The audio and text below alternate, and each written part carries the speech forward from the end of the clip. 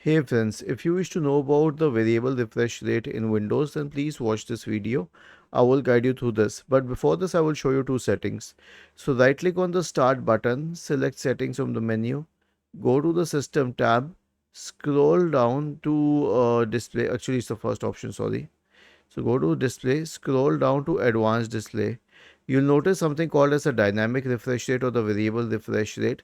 And the second setting is to choose the refresh rate. So one thing is the static part where you can choose a refresh rate according to your requirements or keep it at the highest level. Even if you're using a game and it is set at the highest level, the refresh rate will be decided by the game, not by the system itself. And the other one is the dynamic refresh rate. So the benefit of the second one is that it will help you save power. Now, personally, I do not prefer a variable refresh rate, and the reason is that the only thing it will do is it will save power. I usually keep it at the highest, but when you're using a computer, unless it's for very heavy gaming, it will not require a lot of power. It isn't an air conditioner, it doesn't use a motor, it doesn't require as much power unless you are gaming. Was this helpful? If yes, then please subscribe to the channel. If not, then let us know in the comment section of the video on how we could help you further. Thank you for watching this video and have a nice day.